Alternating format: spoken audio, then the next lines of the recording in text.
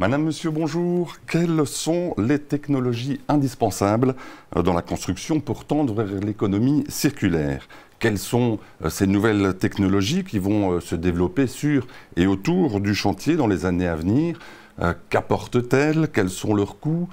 Quelles sont leurs productivités? Toutes des questions auxquelles nous allons tenter de répondre aujourd'hui en compagnie, comme d'habitude, d'invités que j'ai le plaisir de vous présenter. Tout d'abord, François Denis de chez Beuldoise, plus particulièrement responsable de la cellule recherche et développement du programme Lead Digital Construction, qui a énormément de compétences reconnues dans le milieu en outils digitaux et en réalité augmentée. Et puis Jean-Yves Marié, qui a créé en 2017 la société BIMWAY, qui développe une application de gestion des données techniques des bâtiments et leur digitalisation à l'aide de scanners 3D. Là aussi, une grande expérience de chantier important. Vous avez entre autres collaboré sur des projets d'extension du Parlement européen au Luxembourg ou encore la Marina Bizerte en Tunisie.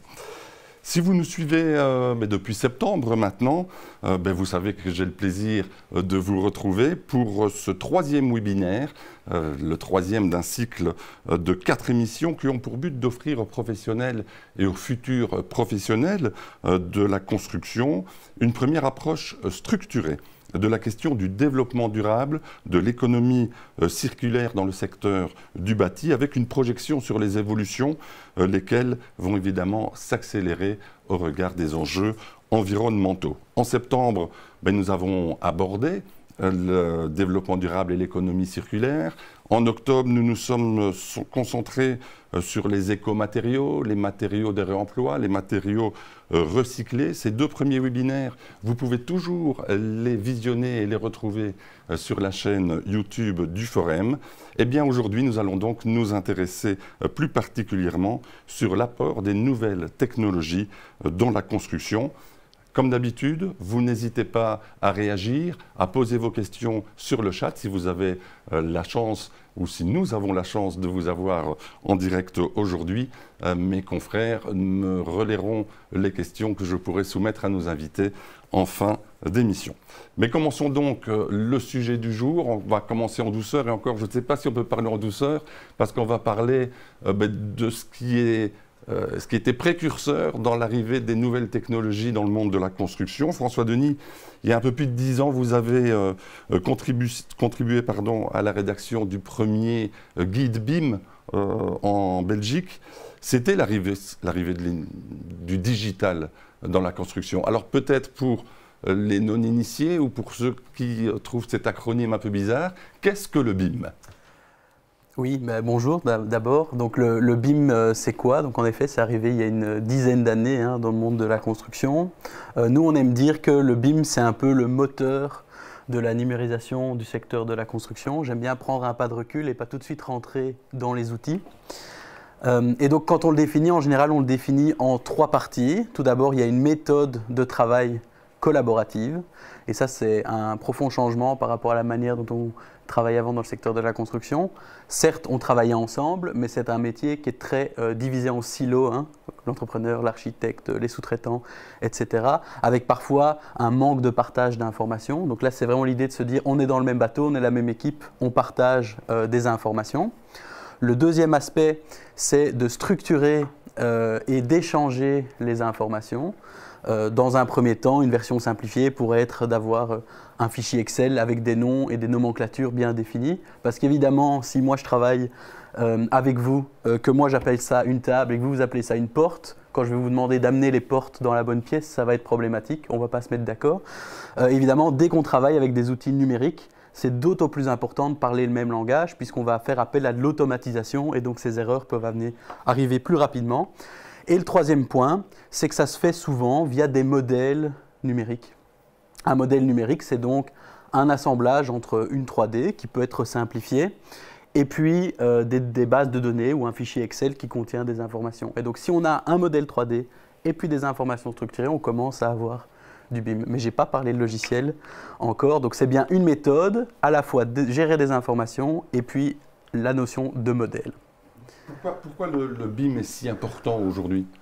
Donc le BIM, il est important parce qu'il a permis de nous aider à structurer la manière dont les données étaient gérées au niveau du secteur de la construction.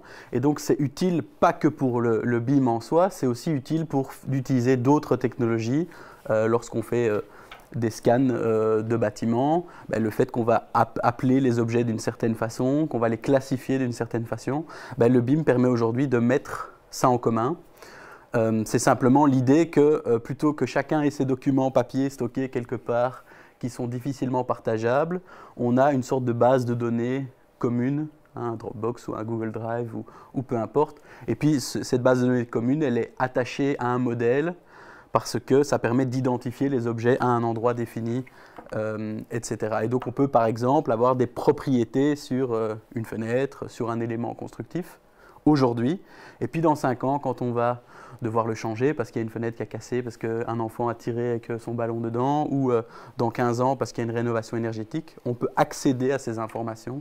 Et comme elles sont stockées à un endroit connu et qu'elles sont nommées de manière connue de tous, bah, c'est beaucoup plus facile d'y accéder, même si moi qui étais sur le chantier, je ne suis plus là. Est-ce qu'aujourd'hui, on va dire 10 ans après l'avènement de la technique BIM, ou des techniques BIM, est-ce qu'aujourd'hui c'est bien ancré au sein du monde professionnel de la construction? Donc on va dire qu'il y a un ancrage qui va être un peu différent selon la taille des projets et des entreprises. Hein. Évidemment, sur des plus gros projets, ça devient une nécessité face à la complexité du secteur de la construction. Et donc dans ce cas-là, c'est bien ancré, hein, à la fois le respect des normes et l'utilisation des nomenclatures. Donc ça, c'est assez bien ancré. Sur les plus petits projets, je pense que trop souvent, on comprend le BIM comme un logiciel de modélisation 3D et pas assez l'aspect partage d'informations dans la construction. Et donc, si on considère cet aspect très logiciel centré, c'est assez peu présent pour les très petites structures. Si par contre, on parle de numériser les infos de la construction et s'assurer que les infos ne sont pas perdues, là par contre, ça percole à tous les niveaux. Quand vous dites à tous les niveaux, c'est-à-dire aussi bien les maîtres d'œuvre ou les responsables construction, je parle de bureaux d'études, bureaux d'architectes, que les sous-traitants ou les entreprises qui, sur le terrain, font réellement le chantier. Si je parle d'échange d'informations structurés, aujourd'hui, même une petite structure, ils vont être obligés souvent de passer via des systèmes de facturation, l'e-facturation, c'est pour l'année prochaine, hein, pour le business. Voilà, mais donc ils sont obligés, donc ils ont été obligés de structurer les informations. Si le client veut prétendre aux primes de rénovation énergétique, il faut que son devis, le devis de l'entrepreneur, soit structuré et affiche un certain nombre d'informations. Il ne peut pas juste dire fourniture et pose isolant. Il doit dire X mètres carrés selon telle méthode, sinon les primes ne sont pas versées. Et donc tout ce travail-là, il a forcé de toute façon à structurer les informations.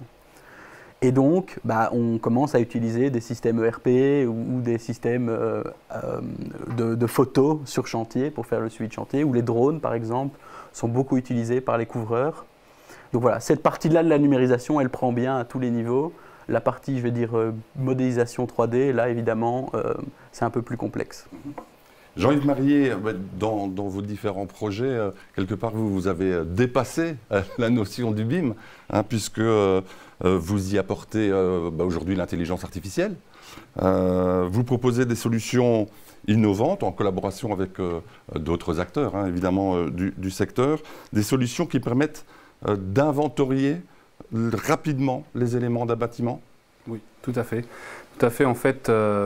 Nous, on a créé une plateforme d'information, d'échange d'informations pour les bâtiments existants qui permettent donc d'inventorier automatiquement les objets à l'intérieur du bâtiment en utilisant des données 2D et 3D, donc le modèle ou les scans 3D comme on a le scanner ici, ou la documentation technique du bâtiment.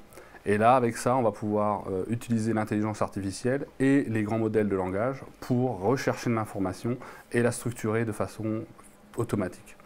Donc c'est surtout pour les propriétaires, gestionnaires de bâtiments et les gestionnaires et les mainteneurs de bâtiments pour principalement la maintenance, la rénovation et la déconstruction.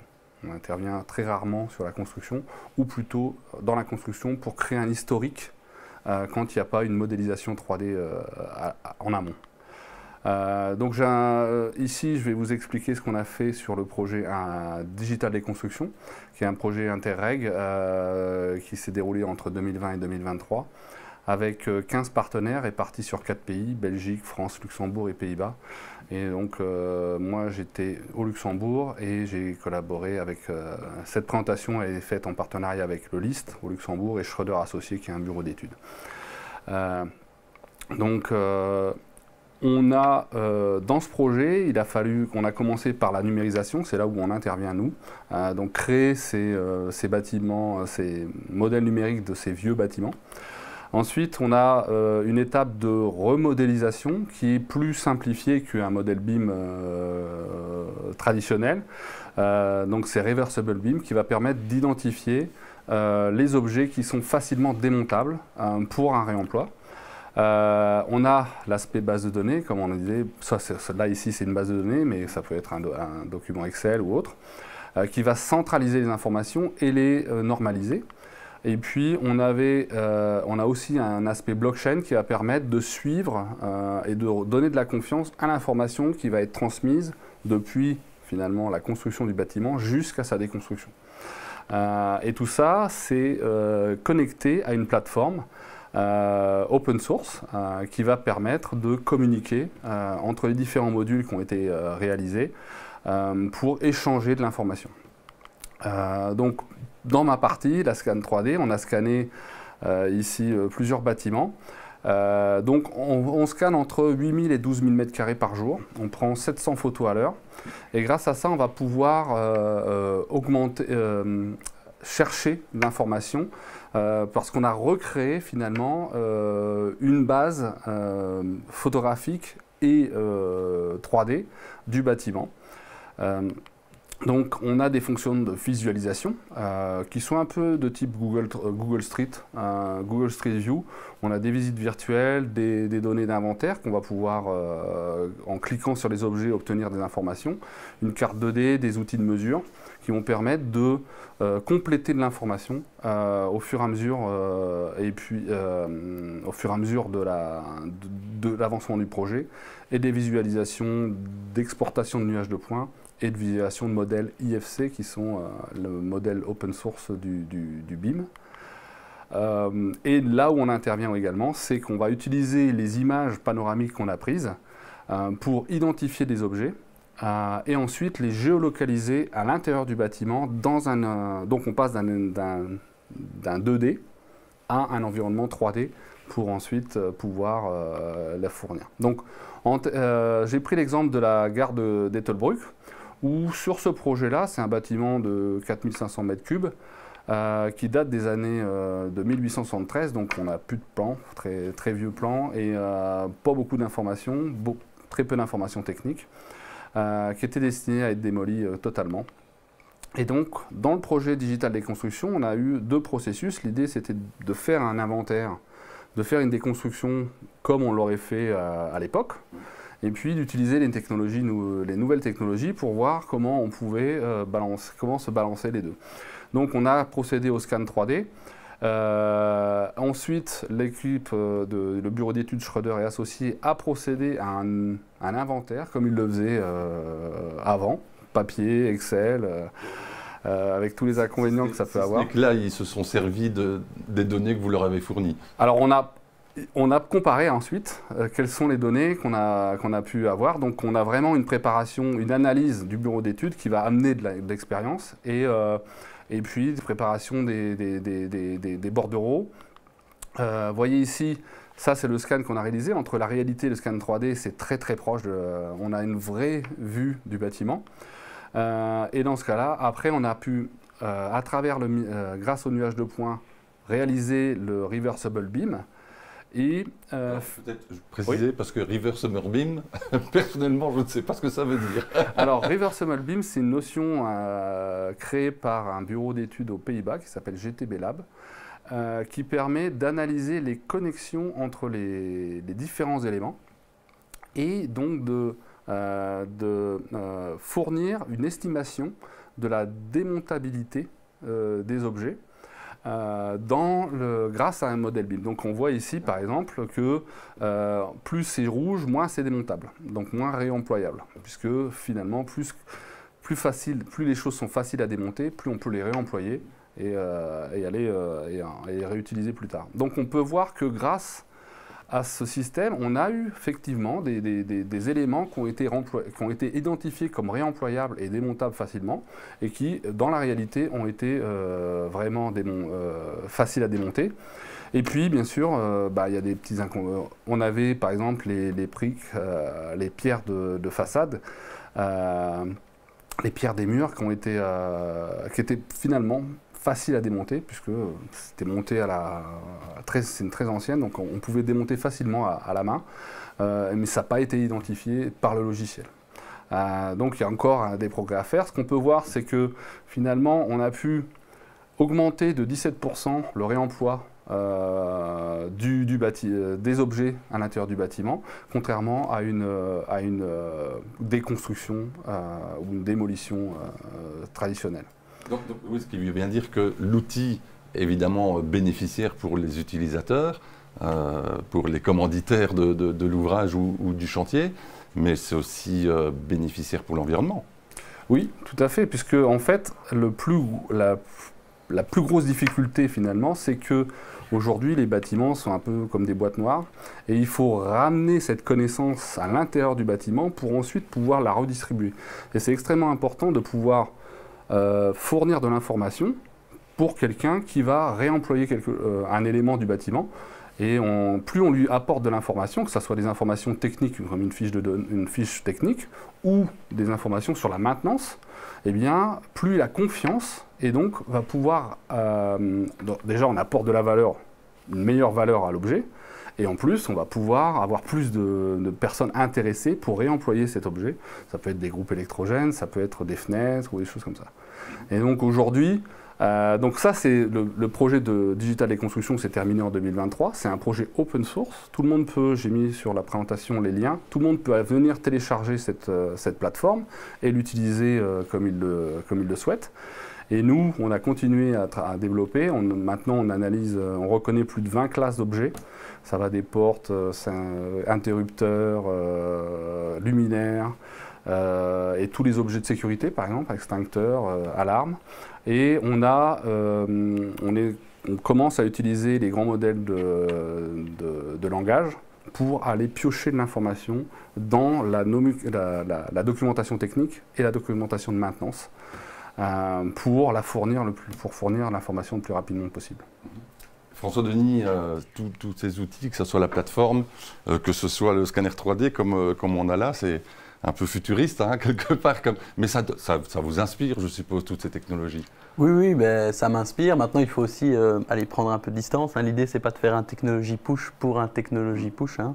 On parle ici de réemploi, de circularité, de développement durable. Donc la question, c'est comment ces outils peuvent nous aider à mieux construire ou mieux rénover ou le faire plus rapidement, pas que pour des notions de productivité, mais aussi parce qu'il y a des challenges énormes qui sont face à nous, environnementaux. Et donc, on sait très bien que si on ne rénove pas plus vite, on n'atteindra pas nos objectifs et que donc on va continuer à utiliser pas mal d'énergie primaire qui peut être problématique. Donc voilà, ça c'est un vrai enjeu. Et donc, oui, nous, notre travail à Buildwise, ça peut être soit de développer l'utilisation de certaines technologies, donc on voit ce qui existe et puis on essaie de l'adapter au secteur de la construction, ou alors ça peut être de tester des solutions pour voir si elles sont pertinentes pour certains corps de métier. Alors dans les slides qu'on présente ici, j'ai quelques exemples. Le premier exemple, c'est ce qu'on appelle l'IoT, hein, ou les objets connectés, IoT pour Internet des objets, Internet of Things. L'idée, ça va être de pouvoir faire le suivi d'un bâtiment. Alors pour ceux et celles qui ont déjà installé des systèmes de chauffage intelligents, on peut choisir dans chaque pièce la température. Ça permet que la chaudière se mette en route moins souvent ou moins fréquemment ou de manière plus optimisée. Mais on peut aussi l'utiliser pour suivre la température ou l'humidité dans un bâtiment Ça peut être fait pour des bâtiments classiques, on va dire, non durables, mais ça peut être aussi fait pour pousser des nouvelles méthodes constructives où il y a un peu des incertitudes. Hein.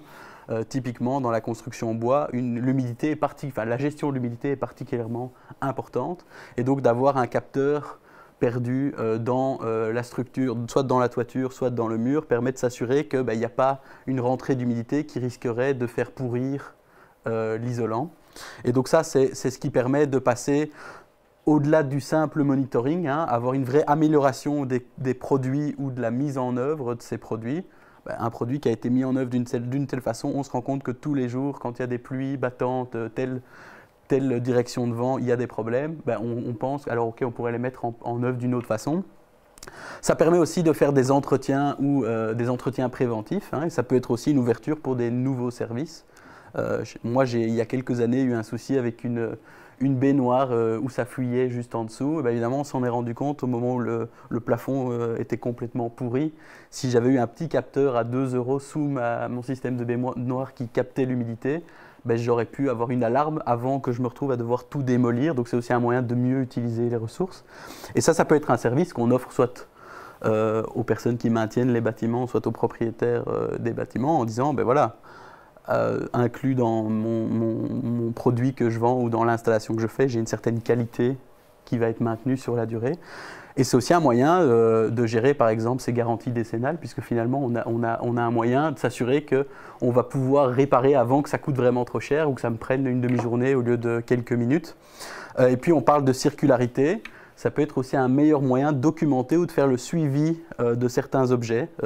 Je dois racheter des feuilles de porte en réemploi. Évidemment, une porte qui n'a pas vécu d'inondation ou d'incendie, elle aura une plus grosse valeur qu'une porte qui a déjà été endommagée. Et en ayant des capteurs qui font le suivi à intervalles relativement réguliers, c'est un moyen de m'assurer que la vie de cet objet a été qualitative. Donc voilà, ça c'est un premier point, c'est l'Internet des objets. Un deuxième, c'est similaire à ce qu'on a vu pour les scans, hein, sauf qu'évidemment il y a des versions un peu moins précises, mais on va dire un peu plus accessibles, ce qui permet de faire peut-être un suivi intermédiaire avant d'appeler une entreprise spécialisée pour faire un scan plus complet.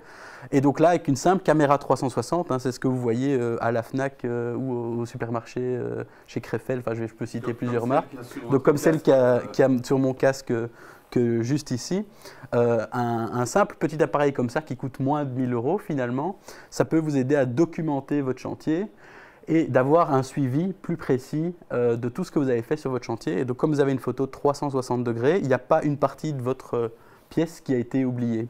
Et si on couple ça à de l'intelligence artificielle, c'est la partie droite du slide, on peut en effet faire de la détection d'objets et éventuellement du comptage. Et ça permet par exemple de faciliter les inventaires, qui est un gros enjeu pour le réemploi, puisqu'aujourd'hui les inventaires, en tout cas avant des projets comme Digital Déconstruction, il fallait faire appel à des personnes spécialisées qui prennent du temps, et donc ça augmente le coût du réemploi. Et ce qu'on veut, c'est faciliter le réemploi, pas amener des freins au réemploi.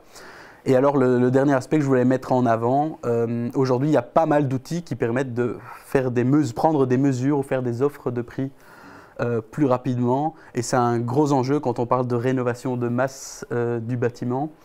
Et donc évidemment, il y a les systèmes de mètres classiques ou de télémètres que tout le monde connaît, mais pour certains usages, pour des zones plus difficilement accessibles, il existe des petits smartphones qui font de la photogrammétrie automatique, donc ils combinent plusieurs images pour prendre des mesures sur ces images. Et donc là, pour estimer une surface de façade, ça permet de le faire avec 2 photos, plutôt que de sortir l'échelle, etc. On a les drones, évidemment, on a d'autres systèmes avec des iPads, par exemple. Et aujourd'hui, dans sa poche, hein, avec un smartphone, certains smartphones sont même équipés de ce qu'on appelle des capteurs LiDAR. Le LiDAR, c'est ce qui vous flash sur l'autoroute quand vous roulez un peu trop vite, hein, donc c'est très bon pour mesurer des distances, et donc a priori c'est comme ça qu'on déduit la vitesse.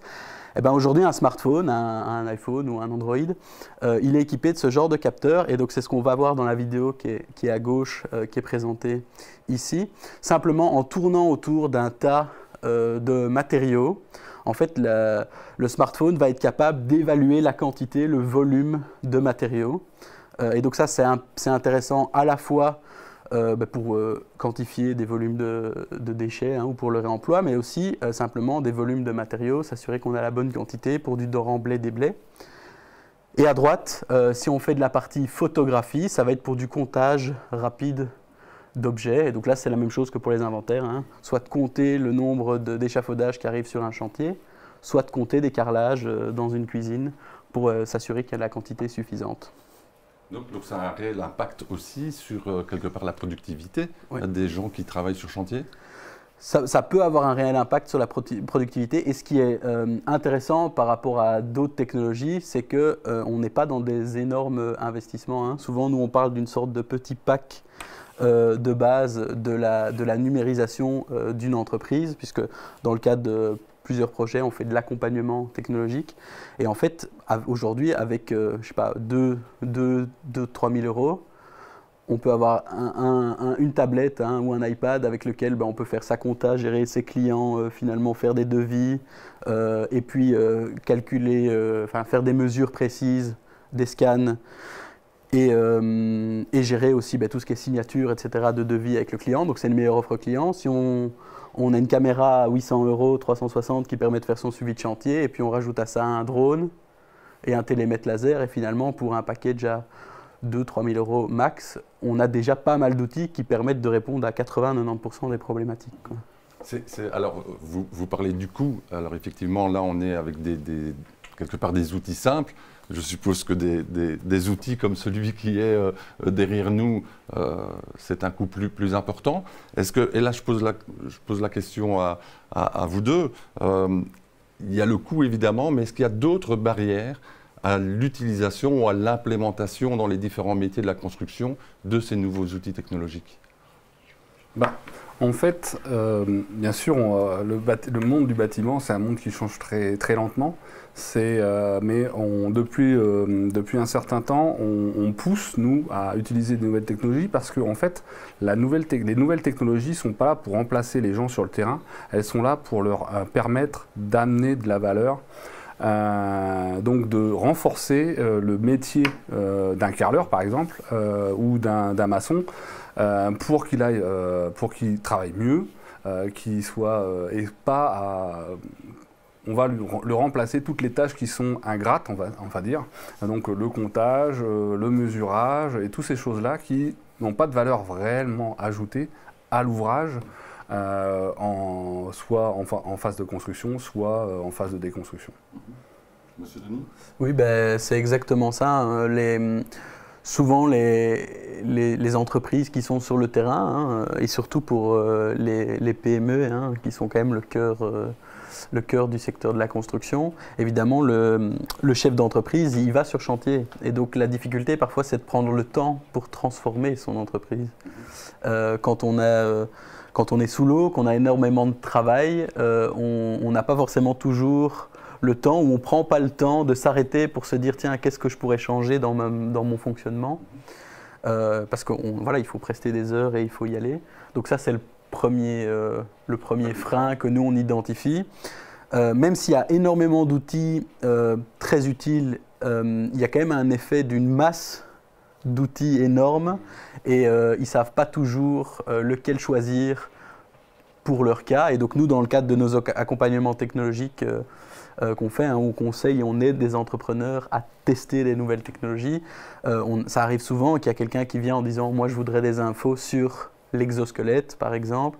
Et l'exosquelette, dans son métier, il est tout à fait adapté, mais parfois quelqu'un d'autre vient parce qu'il a entendu le mot et ce n'est pas du tout adapté à son métier. Et donc ça, c'est ça qui est important de gérer. C'est vraiment sélectionner le bon outil pour le bon métier. Il n'y a pas un objet panacée universel qui va résoudre tous les problèmes. Peut-être la question sous-jacente, c'est vous êtes au contact des entrepreneurs, quelle que soit leur taille d'entreprise. Je suis entrepreneur, je me dis bon, maintenant il est temps que je passe le pas vers quelque part la digitalisation de mes outils ou de mes différents métiers. Quels conseils vous me donneriez pour passer ce pas? Mais donc déjà, on est en Belgique et en Wallonie. Il faut savoir qu'en Wallonie, il y a pas mal d'aides qui sont disponibles. Donc déjà, en capitalisant sur ces aides, hein. Je pense aux chèques formation, aux chèques entreprise, aux aides à l'investissement et ou à des projets où il y a des structures. Pour les entrepreneurs, ça peut être Mbuild ou Buildwise. Pour des architectes, ça peut être l'Union Wallonne des architectes, qui sont là pour les soutenir et pour les aider. Et c'est souvent des conseils qui sont gratuits, même pour un accompagnement et des tests de certains outils. Donc il faut vraiment en profiter. Ça, c'est la première chose, pas hésiter à se faire aider. Et puis voir aussi avec ses pairs qui ont déjà implémenté des outils, comment ils s'en sortent. Hein. Tout à fait. Beaucoup d'outils existent. Ça va du téléphone portable à des scanners qui sont beaucoup plus complexes. Nous, on est là pour faciliter, en fait, en termes. Nous, on crée du software, hein, donc on est là pour accompagner les entrepreneurs dans leur logique et leur apporter, leur enlever toutes les frictions qui sont liées à la technologie. Et donc on comprend, bien sûr, on a travaillé, on est du métier, donc on comprend leurs besoins et on vient à chaque fois supprimer certaines frictions qui sont liées soit à des problèmes de communication entre logiciels, soit à des problèmes d'interopérabilité, même aussi de formation. Et donc on les guide au fur et à mesure, on travaille beaucoup avec des bureaux d'études, nous, on les guide au fur et à mesure pour arriver à un résultat qui correspond finalement à ce qu'ils veulent. Du terrain. Exactement. C'est ça, donc c'est simplifier quelque part. Il ne faut pas être ingénieur informaticien pour pouvoir utiliser ces outils dans le cadre de son métier. Voilà. Alors vous en avez parlé tout à l'heure, une autre innovation technologique qui est arrivée maintenant il y a quand même quelques années et qui permet surtout de réduire la pénibilité de certains métiers et surtout dans le secteur de la construction, ce sont les exosquelettes, hein, vous l'avez cité tout à l'heure, des équipements qui semblaient là aussi sortis de films de science-fiction il y a quelques années, mais qui sont aujourd'hui une réalité sur le terrain. Je vous propose de le découvrir avec ce reportage qui a été réalisé avec l'étroite collaboration de l'Université ouverte.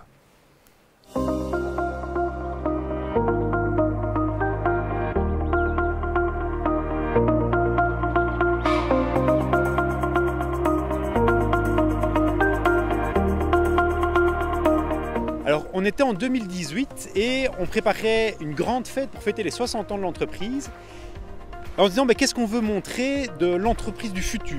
L'idée des exosquelettes était quelque chose où on imaginait peut-être montrer une vidéo, quelque chose comme ça. Et on s'est rendu compte en fait qu'il y a du matériel qui existe. Et on s'est rendu compte qu'on pouvait faire venir le fournisseur chez nous, faire des démonstrations et carrément acheter un exosquelette pour mettre à disposition du personnel.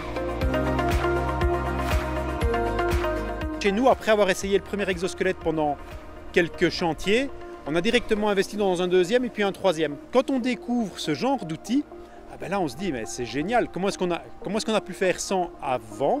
Et à partir de ce moment-là, on s'arrange toujours pour avoir l'exosquelette sur chantier quand on a ces phases de travaux où c'est utile. Il y a plusieurs modèles d'abord.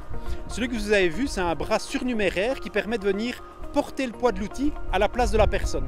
Donc plutôt que d'avoir tout le poids dans les avant-bras, les épaules, le dos, l'ensemble de la charge est ramené au niveau des hanches, ce qui fait que tout le haut du corps est libéré et donc on a moins de fatigue, moins de risque d'accident, moins de risque de blessure. Quand on a l'exosquelette, on sent que c'est tout léger, on n'a pas le poids de la machine qui s'exerce sur notre dos. Donc là, regardez, je vais le lâcher un petit peu et on sent qu'il flotte. Il se soutient grâce à l'exosquelette en fait, donc d'elle-même, et puis c'est super. On a juste à le diriger pour travailler. Au niveau du rendement, de la quantité de travail qui est faite par jour, on n'a pas souhaité mettre d'accent dans cette direction-là. Donc on s'est rendu compte que oui, il y a un impact, mais surtout ce qu'on veut, c'est qu'en bout de journée, les gens ne soient pas complètement épuisés, donc puissent rentrer chez eux, avoir une vie normale, plutôt que d'être juste épuisés par le travail qu'ils ont fait. Notre intérêt derrière, c'est qu'ils vont revenir le lendemain avec un grand sourire et on ne va pas avoir de message « Chef, j'ai mal au dos, je ne sais pas venir, je dois avoir rendez-vous chez le kiné avant de pouvoir reprendre mon poste de travail. » On a beaucoup moins de charges sur le dos, donc c'est vrai que de ce fait, on a beaucoup moins d'accidents de travail liés justement au niveau du dos et aux charges. Quand on a mis en place les exosquelettes, je les ai utilisés sur un salon. Leur réaction, il y avait des phases de chantier où ils auraient eu besoin d'exosquelettes, c'est-à-dire « Ah ben non, je ne fais pas le travail maintenant, je n'ai pas l'exosquelette, je le ferai la semaine prochaine quand il sera de nouveau disponible. Mais maintenant que je sais que ça existe, je ne veux plus faire ce genre de travail où je me fatigue, où je me fais mal, sans avoir ce support-là. Est-ce que vous avez eu un retour de vos collègues qui ont l'habitude d'utiliser cet outil? Bah écoutez, on a des retours très positifs, ils sont très contents, ils sont très ravis d'utiliser l'exosquelette quand il le faut. Alors moi je pense vraiment qu'il ne faut pas hésiter, c'est quelque chose qui a vraiment un impact direct, qui a un impact qui n'est pas chiffrable, mais il suffit de l'essayer, il y a moyen de s'organiser pour avoir des démonstrations ou passer nous faire un petit coucou. Et quand on tient la machine et que d'un coup on vient accrocher le poids avec l'exosquelette, là directement on voit un sourire sur la tête des gens de se dire mais waouh, c'est presque de la magie, je ne me rendais pas compte, primo que les outils sont aussi lourds et deuxièmement qu'on peut les rendre aussi légers avec un équipement relativement simple au final. Est-ce que c'est un outil qu'il faudrait de plus en plus incorporer sur les chantiers? Je pense que oui. C'est de plus en plus, je pense qu'on va avoir des outils comme ça qui nous aident justement à travailler, à nous aider justement pour justement alléger notre travail et avoir plus facile à travailler justement. Alors ceux que vous avez pu voir ici, ils ont 5-6 ans. C'est juste de la mécanique, il n'y a pas de moteur, il n'y a pas de capteur. Donc une fois qu'ils ont traîné un petit peu sur le chantier, qu'ils sont sales, plein de poussière, un coup de soufflette, un coup d'eau, on les frotte et c'est reparti. Et une fois de temps en temps, on change un mousse, on change un support. Ça coûte quelques pièces d'usure, mais c'est pas des gros montants. Donc c'est vraiment... La question n'est pas économique pour nous, mais c'est vraiment l'efficacité de l'exosquelette.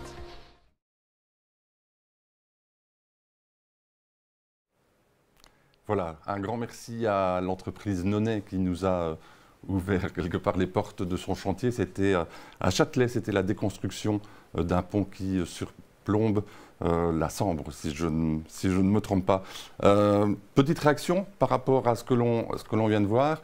L'exosquelette, alors on est peut-être moins dans la technologie digitale, mais par contre c'est une nouvelle technologie qui facilite grandement la vie sur les chantiers.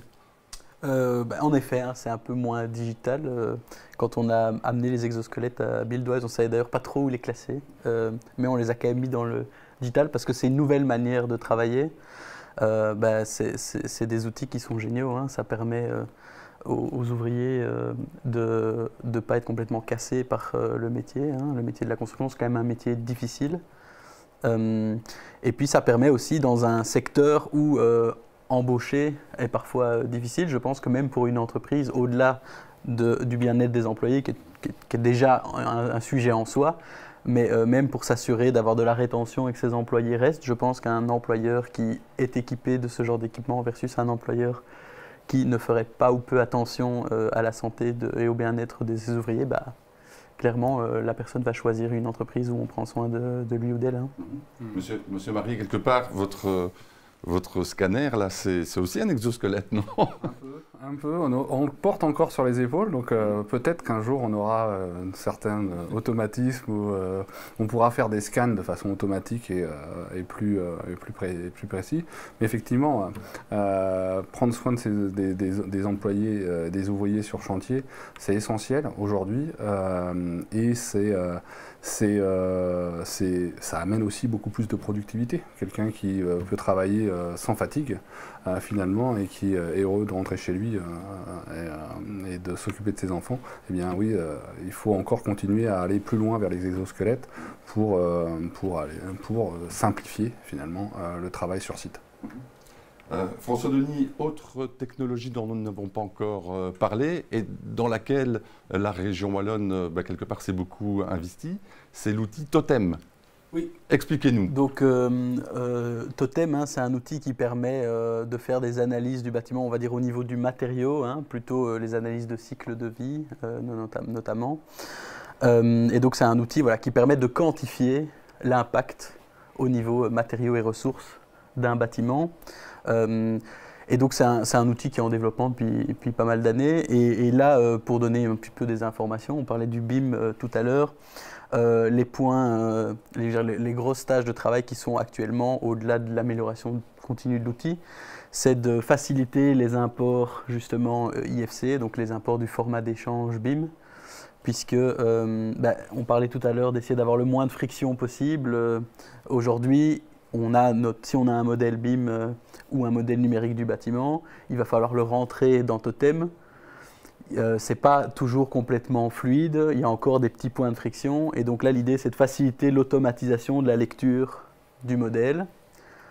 Et donc ça va se faire par ce qu'on appelle des sortes de templates, qu'on appelle des IDS. Et ces templates permettront des validations automatiques, donc de vérifier que le modèle que vous envoyez correspond. Et donc si vous avez un bon ou un mauvais résultat, ce n'est pas dû à des pertes d'informations, c'est dû au fait que le bâtiment est pas bien conçu ou qu'il y a des soucis à ce niveau-là.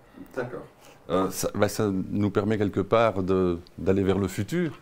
Alors messieurs, aujourd'hui, quelles innovations ou tendances vous voyez se développer sur les chantiers dans les années à venir? Alors, au-delà de tout ce qui est modélisation, travail, on voit arriver aujourd'hui tout ce qui est impression 3D, avec des matériaux de plus en plus écologiques. On a des entreprises qui font de l'impression 3D avec de l'argile qui a été récupérée sur site et transformée. Et donc le déchet devient ressource pour ensuite être de nouveau une brique qui est ensuite recyclable. Donc ce type de technologie. Et puis tout ce qui est surveillance automatisée, tout ce qui est drone, toutes ces choses-là qui vont commencer encore à s'améliorer. François Denis, vous êtes au cœur de la recherche et développement dans le domaine, donc je suppose que vous voyez les tendances pour les années à venir. Donc oui, mais je vais volontairement prendre peut-être quelque chose qui est un peu moins technocentré, mais aussi la manière dont on travaille. Je pense que les enjeux de la rénovation de masse, c'est quand même des enjeux qui sont très présents. On parle de train de rénovation. Vous avez peut-être entendu parler du projet Réno+, où il y a eu une sorte de laboratoire vivant à Braine-l'Alleud, où on rénove non pas une seule maison, mais plusieurs maisons en même temps. Ça permet de faire des économies d'échelle, puisque le même entrepreneur ne perd pas son temps à faire des trajets. Et puis, le trop-plein de matériaux qu'il a sur le chantier 1, il peut l'utiliser sur le chantier 2. Et puis, ça questionne aussi la manière dont on fonctionne, puisque dans ce projet, on parlait tout à l'heure des scans. En fait, les entrepreneurs remettaient offre sur base de visites virtuelles, donc ils n'avaient pas forcément besoin. En tout cas, s'ils ne le demandaient pas, ils n'avaient pas à aller sur place. Et là, quand on sait le temps qui est perdu par les entrepreneurs pour aller faire des offres qui ne sont parfois pas signées, puisqu'avec l'augmentation des prix, les gens veulent rénover puis ils se rendent compte qu'ils n'ont pas le budget. Voilà, ça re-questionne peut-être, est-ce que les outils finalement ne peuvent pas nous permettre, nous en tant qu'entrepreneurs, architectes ou autres, de se focaliser sur notre métier et d'amener notre valeur ajoutée, l'acte de construire et pas l'acte de faire un devis. Et voilà, c'est une opportunité qui est à la fois technologique et puis qui est aussi de l'ordre d'humain et du processus. Ce qui veut dire que, quelque part, ces innovations technologiques, qu'elles soient digitales ou pas, vont transformer aussi le monde de la construction? Oui, moi je le pense. Et d'ailleurs, souvent, quand on fait des accompagnements technologiques, dans le cadre des projets Construction du futur ou EDIH Connect que j'ai mentionné tout à l'heure, on essaie de trouver une petite réponse rapide. Et là, souvent, on numérise plutôt une tâche, la prise de mesure. Et donc là, il y a un gain opérationnel qui est direct et qui est visible.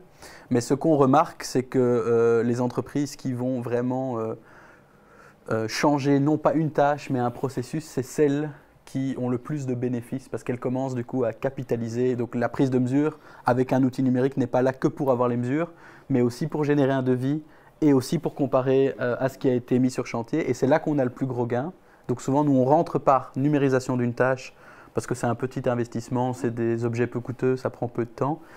Et puis le vrai gain, en fait, il vient si on persévère et qu'on commence à avoir un vrai écosystème et qu'on se fait accompagner alors, par des entreprises qui parfois maîtrisent les interstices entre les logiciels. C'est quelque chose que vous sur vos chantiers ou sur vos dossiers, vous devez vivre, évidemment. Tout à fait. Aujourd'hui, il faut considérer que dans le futur, le bâtiment, c'est un ensemble de données qui doit être conservé et transmis. Aujourd'hui, on a construit, dans les précédents reportages, on expliquait que 75% du patrimoine a été construit en 1980. Donc il y a beaucoup de choses à faire sur récolter de ces informations parce que le bâtiment est aujourd'hui une ressource pour les futurs bâtiments. Et donc on doit considérer le bâtiment comme un ensemble de données. Aujourd'hui on est très focus sur l'énergie, sur la consommation d'énergie. C'est normal, c'est le plus facile à faire puisqu'on a des compteurs déjà installés. On peut ajouter de l'IoT facilement. Mais après, savoir la quantité de béton, la quantité de briques, la quantité de tuiles qui sera disponible pour les futures constructions, parce qu'il y a aussi ce problème de temporalité entre la déconstruction et la prochaine construction. Donc il faut stocker ou essayer d'amener un flux, un flux circulaire finalement, entre tous ces phénomènes. Et la donnée sera quelque chose qui va vraiment mener les prochains défis en termes de... On parle de digital logbook, on parle de PCDS, donc fiches produits qui sont données par les fabricants, qui vont nous permettre aussi d'analyser tout ce qui est empreinte carbone et puis empreinte environnementale. Alors, je dirais que depuis 10 ans, il y a eu quelque part un développement exponentiel des nouvelles technologies, avec la digitalisation, avec les scans 3D, avec l'impression 3D, etc.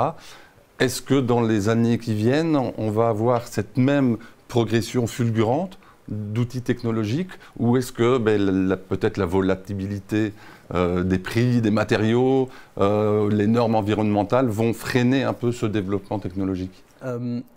Un point dont on a déjà parlé, mais brièvement, il y a quand même les intelligences artificielles. On a mentionné ChatGPT et les LLM. Il y a quand même une grosse différence entre les intelligences artificielles qu'on avait il y a quelques années et celles d'aujourd'hui. Il y a quelques années, il fallait un modèle spécialement entraîné pour un usage.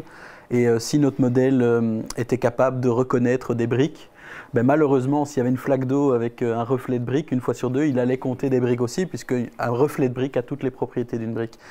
La puissance des nouvelles intelligences artificielles aujourd'hui, c'est qu'elles ont des compréhensions contextuelles. Alors, compréhension est peut-être un terme un petit peu... Allez, je m'avance un petit peu, mais voilà, dans l'idée, elles comprennent un peu mieux leur contexte. Et donc, elle va être capable d'identifier qu'il y a une flaque d'eau devant. Et ça, pour plein d'usages, que ce soit de manière cachée en arrière des logiciels que les gens utilisent aujourd'hui. Je pense notamment au suivi comptable, où finalement il y a très peu de comptables qui renotent facture par facture. Aujourd'hui, c'est des systèmes automatisés qui le font. Et donc, on pourrait faire la même chose pour des gestions documentaires dans la construction ou pour des outils métiers, pour la partie remodélisation, notamment d'un scan, où ça peut simplifier. Donc là, je pense qu'il y a quand même une grosse progression qui peut arriver. Et après, malheureusement, je n'ai pas une boule de cristal, donc pour les autres technologies, je peux pas dire. Je pense quand même, et j'observe qu'il y a quelques années, il y avait beaucoup de technologie push, la technologie pour la technologie. Aujourd'hui, on essaye de s'assagir un petit peu et de questionner finalement la valeur ajoutée de cette technologie pour un cas, et je pense que c'est tout à fait bénéfique pour l'environnement. Vous faites le lien est facile, mais on allait arriver aux questions de nos auditeurs. Et il y en a justement une qui quelque part, est une réflexion logique par rapport à ce que vous venez d'expliquer. Comment les travailleurs et les responsables sur le terrain accueillent l'arrivée de ces technologies, bien sûr, mais surtout, est-ce que ça va permettre une automatisation encore plus poussée?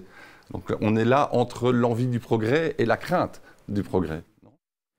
Mais donc, ça peut favoriser une automatisation. Maintenant, qu'on se rassure, quand on parle d'intelligence artificielle, aujourd'hui, avec les nouveaux modèles, il y a plus de risques pour ce qu'on appelle les métiers intellectuels que les métiers de terrain. C'est-à-dire qu'il y a beaucoup de cabinets d'avocats, etc., qui ont pas mal de petits premiers conseils qui aujourd'hui sont sous-traités par des IA. Donc, pour monter un mur en briques, voilà, ce n'est pas encore présent. Donc, aujourd'hui, on va plus être dans, en effet, soutenir le travailleur ou le chef de chantier pour qu'il puisse se focaliser sur certaines tâches et perdre moins de temps sur d'autres. Et puis, il faut savoir qu'en Belgique, en tout cas pour le secteur de la construction, on est plutôt dans une situation où on est en manque de main-d'œuvre. Donc voilà, on est en manque de personnes. Oui. Donc à un moment, l'automatisation peut permettre aussi d'absorber un petit peu ce manque. On n'est pas du tout dans un ordre d'idées où ces automatisations vont prendre des emplois, en tout cas pour la Wallonie.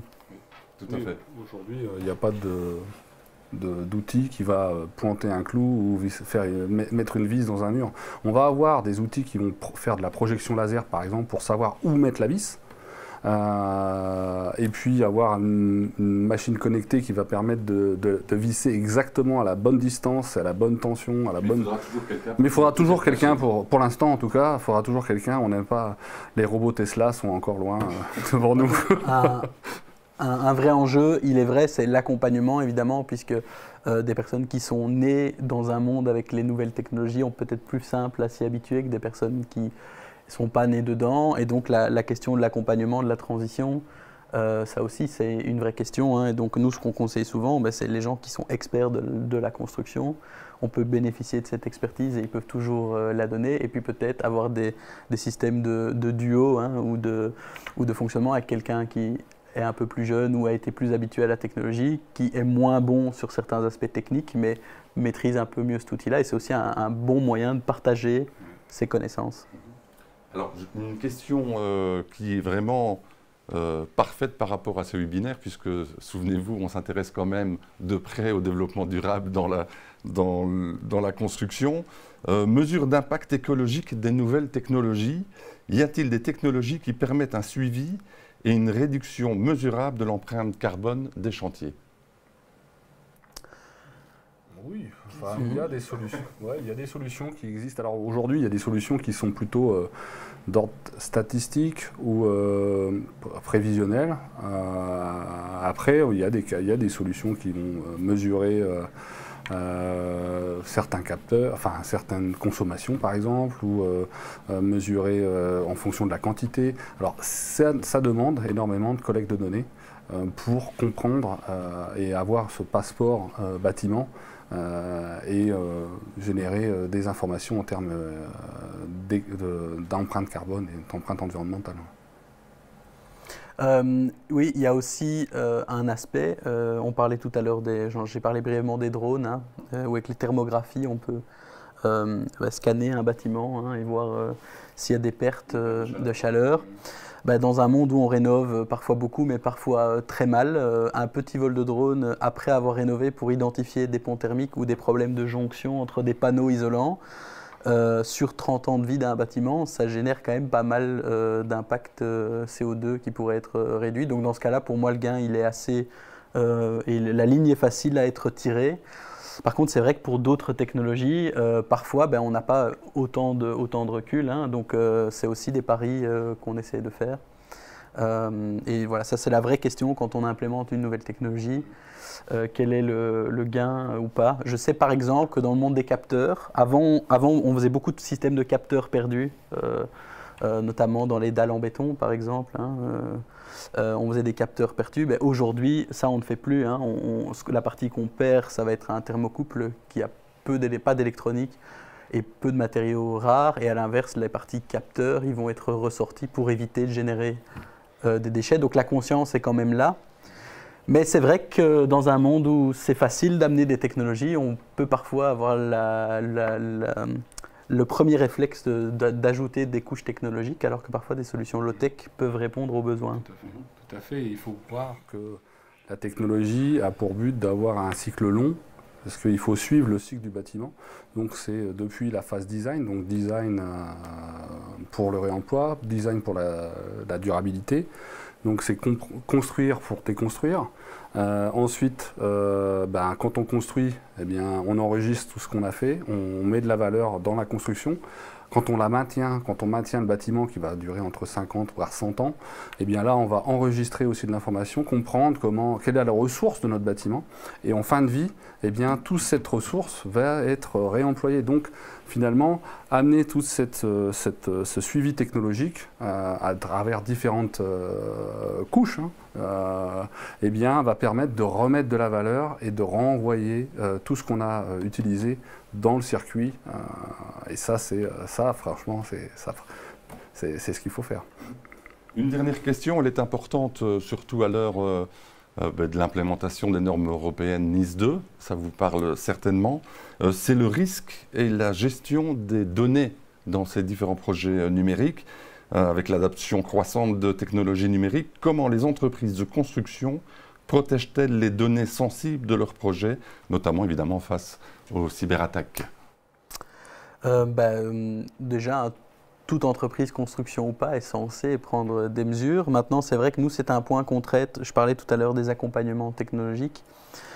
Avant de rentrer dans un accompagnement très spécifique à une tâche, souvent on fait une sorte d'entretien général où on fait un diagnostic, quels sont les outils que l'entreprise utilise ou non, et on s'en sert pour faire de la sensibilisation à la cybersécurité, parce que finalement, une énorme partie de la cybersécurité, ce n'est pas les outils de sécurisation, c'est plutôt l'utilisation et l'être humain qui doit être habitué à ne pas ouvrir tous les liens qu'il reçoit par mail, vérifier l'expéditeur.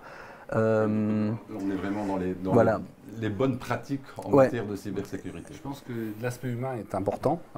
Et quand nous on travaille, quand on capte un bâtiment, eh bien on est aussi, il faut que ça soit GDPR, il faut qu'on sécurise les informations qu'on capte. Et donc on vient former les gens à protéger leurs données quand on intervient. Et aussi, il faut penser que quand c'est pas cher, il y a souvent quelque chose qui ne va pas. Quand c'est gratuit, c'est vous le produit, là. Voilà, exactement. Donc il faut savoir que quand on va capter de l'information, moi je protège toutes mes informations. Donc on a tous les certificats qui sont appropriés pour ça. Par contre, quand je fournis les informations au maître d'ouvrage ou à la construction et que ces informations-là, ce nuage de points, est envoyé pour faire un modèle BIM pas cher, et ben là, c'est là où ça... C'est là où sont les... Exactement. Tout à fait. Messieurs, un grand merci d'avoir répondu à toutes ces questions. Il y a pratiquement 1 heure que l'on a ouvert cette émission. Il faut donc la clôturer. Je vous donne rendez-vous le 3 décembre pour le 4e et dernier webinaire consacré à la construction durable. On s'intéressera, et Dieu sait si c'est important, surtout au regard de toutes ces nouvelles technologies, à la formation dans le domaine de la construction. Et puis nous aurons des retours d'expérience sur tout ce dont nous avons parlé depuis le mois de septembre, développement durable, économie circulaire, nouvelles technologies. Donc rendez-vous le 3 septembre à midi sur la chaîne YouTube du Forum. Ce webinaire, comme les 2 précédents, sont toujours visionnables sur cette même chaîne YouTube. Il me reste à remercier tous ceux qui ont participé à la réalisation de ce webinaire, Wallonie Compétences d'Avenir, Formanam, Job at Skills, l'Université ouverte et l'Eurométropolitan Campus. Merci de votre attention et rendez-vous en décembre. Bonne journée.